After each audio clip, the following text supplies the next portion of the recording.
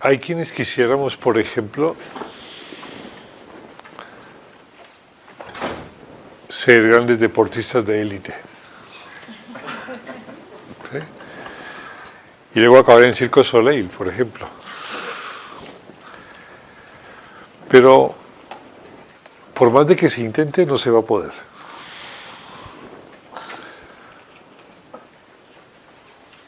En mi caso, la musculatura no me permite más que agacharme un poco. Estando sano o estando no sano, siempre es igual. O hay otros que quisieran, por ejemplo, hacer parte de una banda de rock, pero tienen oído tísico y no les funciona muy bien para seguir el ritmo. No poseemos una destreza, una habilidad apropiada para ciertas cosas. Las tenemos para otras.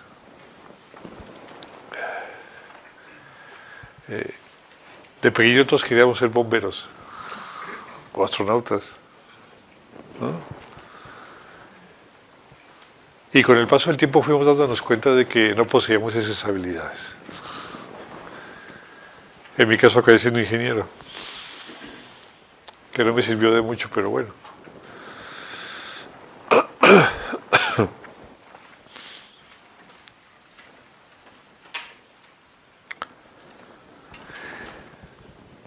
Intentar, por ejemplo, ser escritor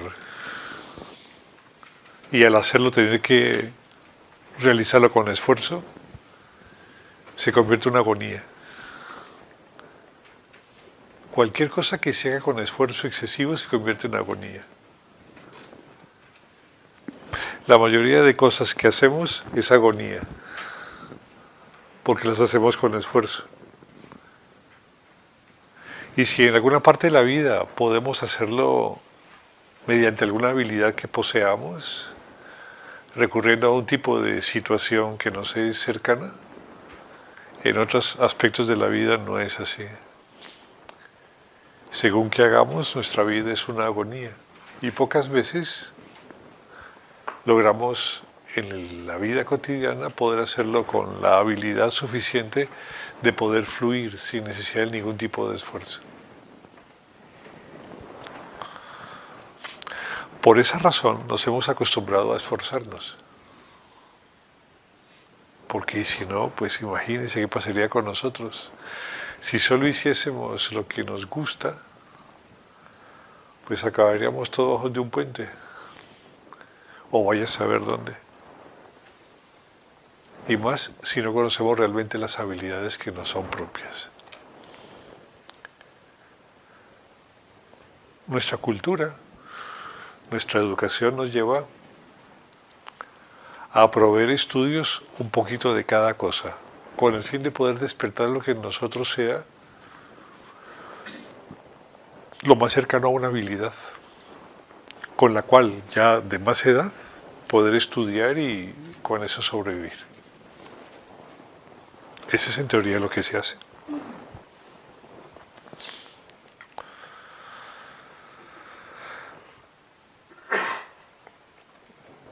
Intentamos con la educación despertar algunas habilidades. Hay quienes las pueden despertar, hay quienes despiertan la habilidad matemática que poseen, o la vena artística que tienen, o la vena económica o las humanidades. Esas son las 4 bases que la educación permite más o menos desarrollar.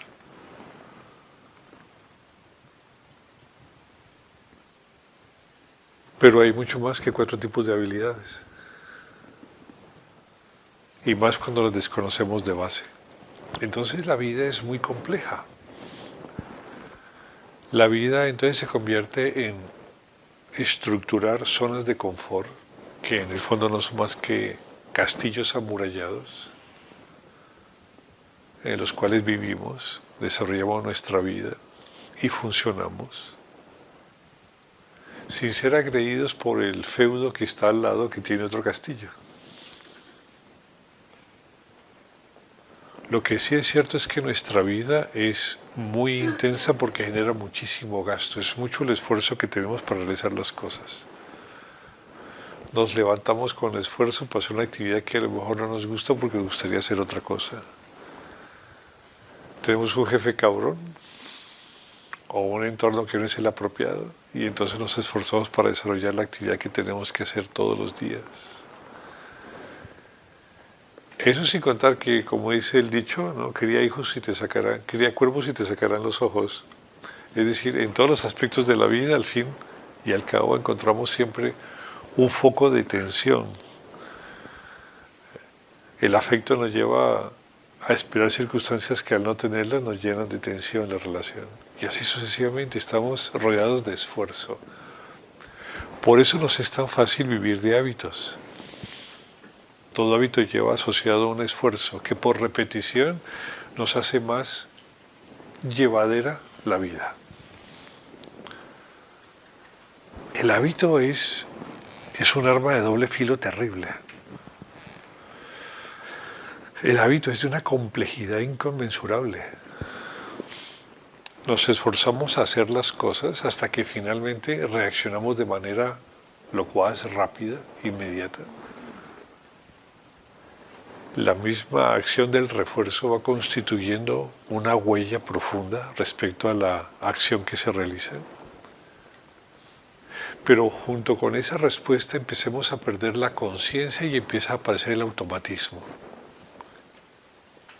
Hasta que llegue el punto donde la respuesta habitual es tan automática que hemos perdido la condición y la noción de conciencia y de presencia respecto a lo que se está haciendo.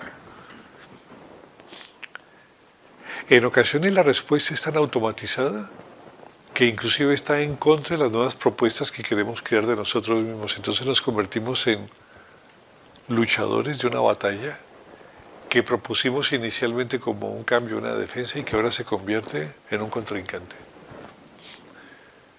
Los hábitos son peligrosos, pero a más no poder. Son como los besos de la mujer araña.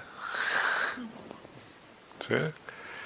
Que da uno un besito y al final era la viuda negra y acaba muerto. Después de copular el pobre araño. Y todo por el beso de la mujer araña. Los hábitos son peligrosos porque finalmente generan un automatismo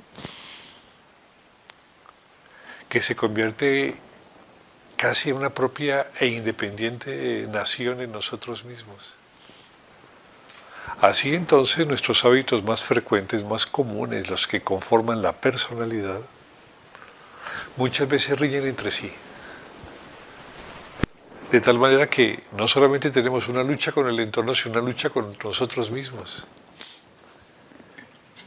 Los hábitos llegan a ser tan complejos que inclusive son capaces de fagocitar a otros hábitos. Y en el juego de la fagocitosis acaba convirtiéndose en una enfermedad de la propia vida cotidiana, luchando contra nosotros mismos, luchando contra nuestras necesidades, contra nuestras querencias, contra lo que nos llevan a hacer las cosas que no queremos hacer. Luchamos contra nosotros mismos por no hacer lo que por naturaleza una vez quisimos hacer, deseamos hacer y conformamos en forma de hábito. Los hábitos son una respuesta muy peligrosa. A corto plazo parece una salida. A largo plazo produce miseria. Es como el cuento aquel que dicen que es mejor enseñar a pescar que dar un pescado, ¿no? A largo plazo los hábitos son muy complejos, básicamente porque retiran la sensación de conciencia sobre la acción que realizamos. Produce una reacción totalmente automatizada que empieza a vivir por sí misma. Los hábitos se convierten algo así como en unidades psicológicas. Así como nosotros como personalidad somos una unidad psicológica, y así como el brazo o las manos poseen una actitud, una actividad y una destreza propia que no posee en otra parte del cuerpo, los hábitos por la intensidad que se coloca sobre ellos empiezan a adquirir lo que todo cuerpo individual adquiere, una especie de vida propia. Es así entonces que muchos de los hábitos, ya en procesos altamente patológicos, son capaces de sustraer la conciencia a sí mismos de tal manera que la persona se escinde, llevando a crear en un solo organismo psicológico muchas actitudes diferentes. Todos nosotros ya hemos llegado ahí, porque todos nosotros luchamos contra nosotros mismos. Todos hemos llegado ahí.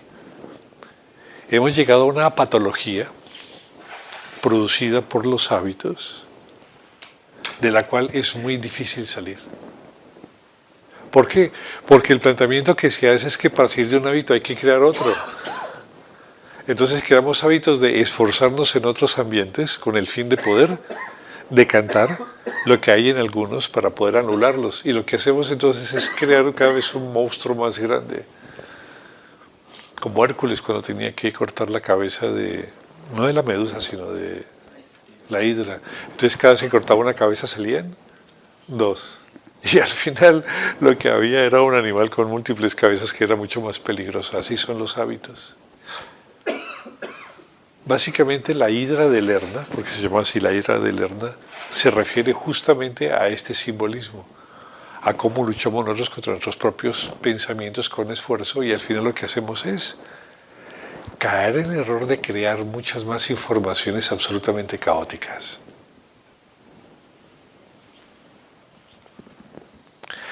A eso llegamos cuando percibimos, cuando conocemos o cuando aprendemos con esfuerzo. Cuando la atención es intencionada, caemos en este rol de aprendizaje, en este rol de reacción.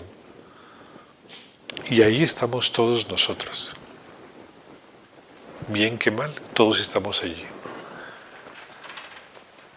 En algunos los propios hábitos han tenido ya tanta presencia, tanta identidad, que empiezan a consumirnos, empiezan a consumir el huésped, porque los hábitos parecen en este caso como a las setas, como a los virus, como a las bacterias. Empiezan a crecer tanto que al final matan al huésped. Muchos de nuestros hábitos acaban matándonos a nosotros, somatizando enfermedades, somatizando comportamientos. Entonces aparecen las cárceles, aparecen los castigos, aparece la culpa. Los hábitos son una respuesta muy peligrosa. Y lo que extraña básicamente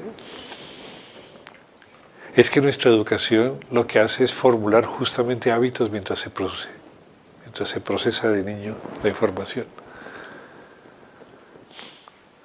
Nos enseñan a competir por unas notas, por una posición. Hay esfuerzo si no hay burla. Hay esfuerzo porque si no nos queremos menos. Al final creemos que somos las notas que sacamos o el esfuerzo que ponemos. Convivimos con las metas de nuestros padres. A veces los padres quieren convertirse en lo que ellos no fueron a través de nosotros. ¿Les ha pasado alguna vez?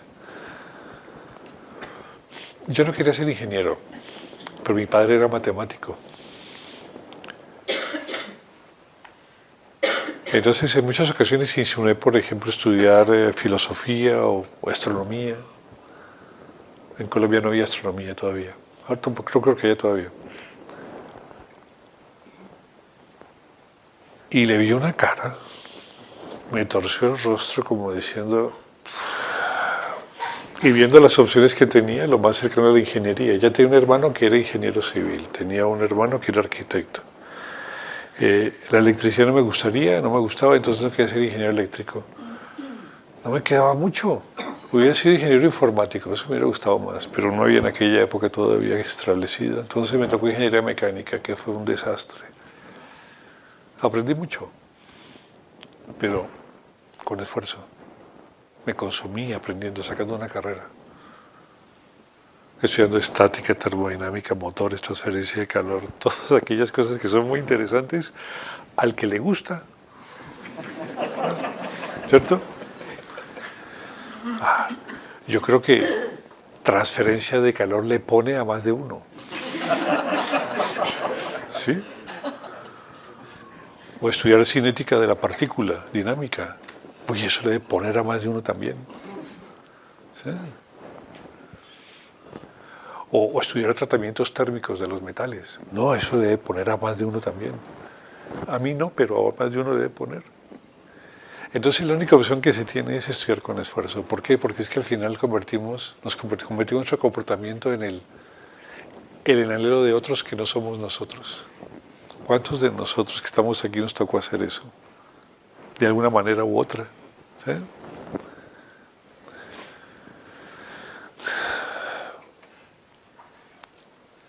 A medida que pasó el tiempo empecé a encontrar ciertas habilidades. Encontré, por ejemplo, en el estudio de la filosofía, la habilidad de la abstracción, de la capacidad de la abstracción. La capacidad de lanzarme a un océano de ideas que todavía no están materializados, inclusive muchas veces casi ni pensados. Encontré la habilidad de poder situarme en un proceso de comunicación a través de la oratoria con el cual podía enseñar, contactar, hacer visible a través de las palabras el conocimiento para que las personas que me escuchasen pudiesen aprender. Encontré esas habilidades. Junto con eso aparecieron hábitos, porque sí está bien enseñar, pero me tocaba salir fuera del país, entonces habían problemas, inconvenientes que genera eso irreductiblemente. Estar lejos de la familia, por ejemplo. Y al final se convierte en un conflicto en el que toca medir las opciones y las posibilidades.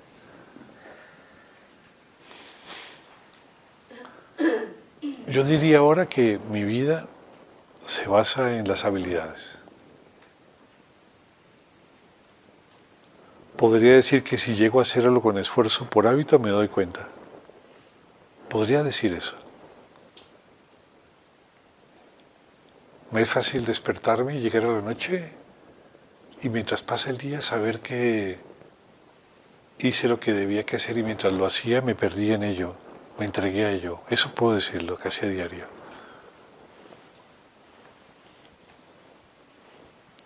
Puedo decir que las habilidades externas, el desarrollo de las habilidades externas, la actuación según las habilidades externas, han promovido la aparición de habilidades internas. Entonces soy capaz, por ejemplo, en el mundo interior, de no luchar contra mí mismo. No quiero modificar los contenidos mentales o la ausencia de contenidos mentales que hay en mi interior. No intento cambiar nada. Eso me hace ser paciente, por ejemplo, en el mundo interior con respecto a mis contenidos mentales. Me permite cuando estoy practicando no intervenir y querer modificarlos para llegar a algún sitio. Entonces he conseguido la habilidad, por ejemplo, de la no intervención, de la ecuanimidad. He logrado, por ejemplo, la habilidad de no tener miedo en los abismos interiores. Me voy hacia adentro y salto sobre mí mismo y en la oquedad, en la oscuridad propia de ese vacío tan rotundo y tan profundo, soy capaz de perderme en él. Me dejo morir. He adquirido la habilidad de poder morir psicológicamente. Es una habilidad muy interesante. Me permito morir psicológicamente.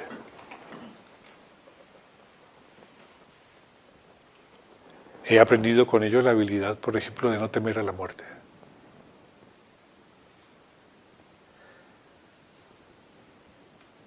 La mayoría de las personas no responden a este tipo de habilidades. Y cuando se meten en su mundo interior, allí lo que hay es una batalla, como la del Kurukshetra que les contaba hoy en la mañana entre los Kauravas y los Pandavas. Se lucha por llegar a algún lugar, por modificar una situación, por tratar de estar mejor, por ser feliz. Y al final los vaivenes que surgen en la marea interior, pues finalmente crean olas tan amplias que al final nos ocupan, nos tapan, nos ahogan, nos asfixian.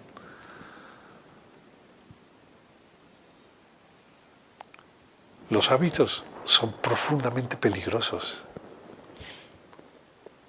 porque nos arrancan la posibilidad de ser conscientes respecto al presente.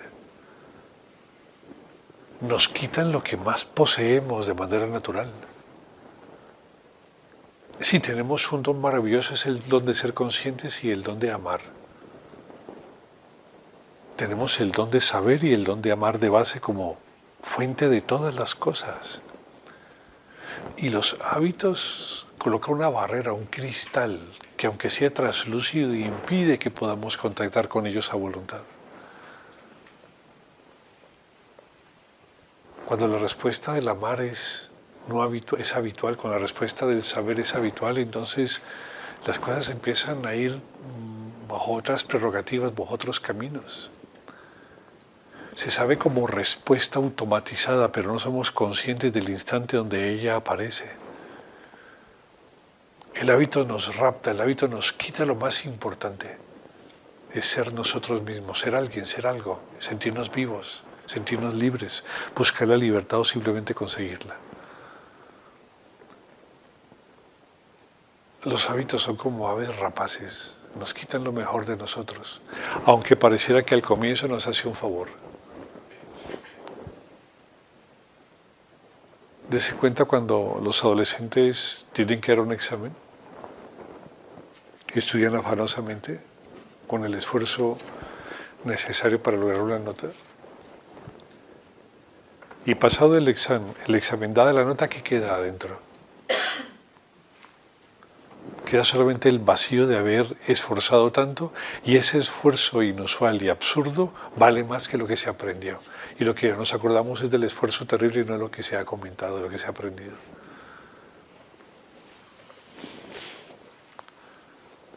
Los hábitos son una respuesta muy peligrosa, porque nos quitan la libertad de lo que somos nosotros, aunque al comienzo pareciera que son salvadores de nuestra propia realidad. Los hábitos no son salvadores de nuestra propia realidad. Son un mecanismo que nos atenaza, son un mecanismo que nos asfixia, que nos ahoga, son un mecanismo que finalmente nos dicotomiza, nos fracciona todavía más. Y como no sabemos qué hacer para evitarlo, y como la educación los plantea como fuente esencial de aprendizaje, pues estamos todos inmersos en un mundo en donde la única opción es luchar contra cualquier cosa. Somos guerreros. Nuestra psique es una psique de guerreros, pero somos guerreros atormentados porque generalmente siempre perdemos. ¿De qué sirve librar tantas batallas si tantas de ellas las perdemos? ¿Cuántas batallas de las que libramos cotidianamente las ganamos? Ojalá pudiera ser así, entonces nos enaltecemos a través de la lucha. Pero finalmente cuando logramos encontrar algo, finalmente perdemos otra cosa. Así ganamos a diario batallas, pero perdemos mucho más a diario también. Los hábitos son profundamente complejos. Son el mecanismo de funcionamiento que utilizan los animales. Los hábitos son el mecanismo de funcionamiento que utilizan los animales, básicamente porque la respuesta es automática. Entonces, como en los animales lo que se sustenta, lo que se basa toda la vida es en la supervivencia, una respuesta automatizada permite vivir o morir, simplemente pasa eso. La sistematización de las respuestas cognitivas ante los eventos externos hacen que los animales puedan reaccionar más rápidamente al depredador que se encuentra siempre cerca. Pero el problema es que el ser humano no tiene mayor depredador que él mismo. Entonces sus propios hábitos se convierten en depredadores de su propia naturaleza personal. Nosotros tenemos una posibilidad, las respuestas diferentes a esta habitual, que son las habilidades. Una habilidad es una respuesta comportamental que lleva a que la acción se realice sin esfuerzo. La mente se circunscribe a lo necesario que debe ser conocido, la mente se circunscribe a lo que es necesario como acción y circunscrita ese campo sin ser invadida por elementos adicionales, entonces se sitúa en lo que se llama el presente. El presente es la circunscripción de aquello que debe ser conocido. Eso es el presente, circunscribir la atención a aquello que debe ser conocido. Si logramos hacer eso, entonces la respuesta cognitiva es totalmente diferente, porque extrañamente al no ser esforzada, al ser eficiente, produce un tipo de respuesta que llamamos habilidad, donde no hay esfuerzo psicológico. Entonces, lo extraño de esto es que la respuesta habilidosa es inclusive constructiva del propio sistema y nos hace profundamente conscientes del momento en forma de presente. La concentración permite que la expresión y la respuesta sea viva, y los estados superiores que atañen a ella y más adelante lo son también. Por eso la importancia de las habilidades. Las habilidades jóvenes no son más que la manifestación de las certezas que todos hemos poseído a través de las épocas que hemos vivido. Es decir, las habilidades no son más que la conformación de las propias certezas personales. Por eso las tenemos innatas. Hay habilidades que son innatas. Son tan innatas como lo es nuestra herencia física. Por nacer en un lugar, en una familia, en un entorno, bajo una tradición, poseemos de base una herencia física que se va desarrollando con el paso del tiempo, que es irreductible, no se puede cambiar. Somos lo que somos físicamente, en función de la herencia que tenemos, del ADN que manejamos a nivel celular. Es muy difícil ser de padres alemanes y salir de piel oscura, con pelo oscuro y bajitos, rechonchos. La tendencia es a forjar una estructura similar a la que por herencia en esos lugares se da, es lo normal, y así en otros sitios. Entonces, así como tenemos una herencia física que denota unas condiciones y que caracteriza una estructura fisiológica, de igual manera tenemos unas tendencias innatas que determinan un condicionamiento, que determinan una forma de expresión a nivel psicológico y comportamental. Ellas, al igual que las físicas, se van dando con el tiempo. Van aconteciendo a medida que el sistema nervioso se va desarrollando y que todas las funciones que implican la vida se van conformando. Las habilidades son el acopio de certezas que ya poseemos. Las certezas que ya tenemos vida tras vida, sin cuento, se convierten en las habilidades innatas que poseemos de manera absolutamente natural y que vamos desarrollando.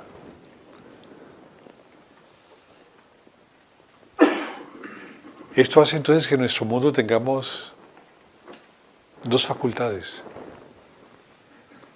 la de reaccionar con esfuerzo o la de reaccionar sin esfuerzo ante los acontecimientos de la vida.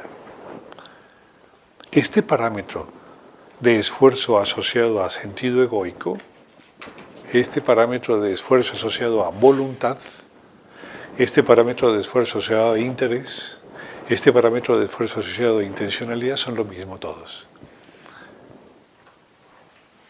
Entonces, des en cuenta lo paradójico de nuestro funcionamiento mental. Nacemos con una herencia física, con una herencia psicológica, con una suma de tendencias. Nuestra inquietud también produce hábitos innatos que irán desarrollándose, no solamente habilidades, porque no solamente tenemos certezas, también poseemos dudas. Estamos inmersos en un mundo en donde tenemos unas capacidades inmensas, pero al entorno le es mucho más fácil detectar y desarrollar los hábitos que detectar y desarrollar las habilidades. Y al final lo que ocurre es que las habilidades se esconden detrás de los hábitos. Al final lo que ocurre es que las habilidades se parapentan detrás de los hábitos.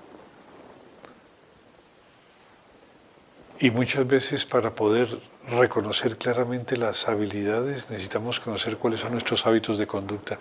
Y muchas veces el contrario de esos hábitos no son más que las habilidades que se esconden detrás de ellos. Así detrás del miedo hay una profunda seguridad hacia algo que desconocemos todavía. Así como en mi caso, a través de la terrible timidez, lo que había era detrás de ella era una capacidad de comunicación muy fuerte, muy amplia, muy grande.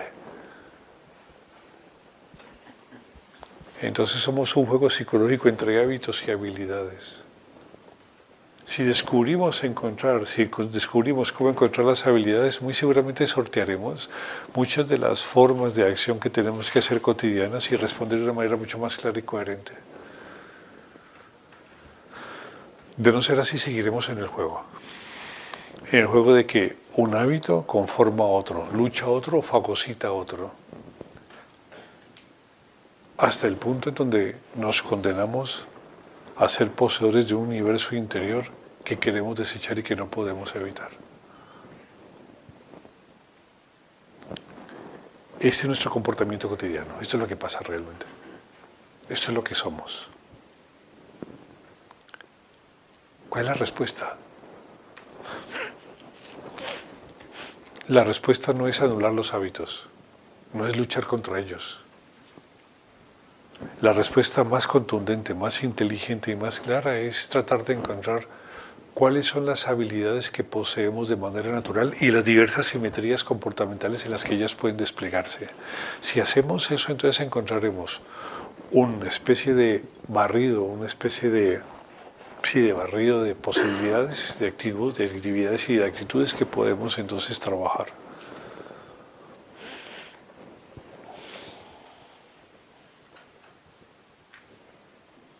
Esa es la importancia de las habilidades. Y esa es la importancia de encontrar las habilidades de los niños. Hay edades absolutamente propicias para encontrar las habilidades.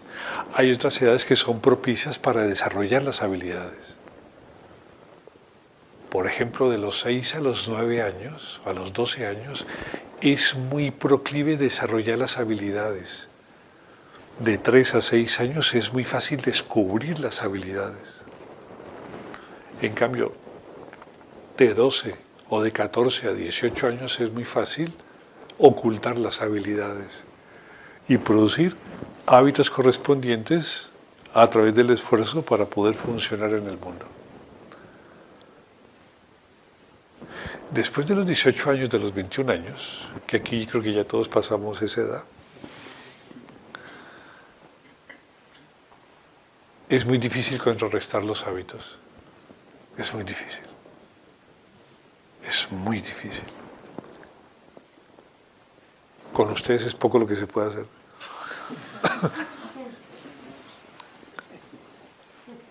Pero en cambio con los niños es muy fácil, si se encuentran las herramientas adecuadas para lograrlo.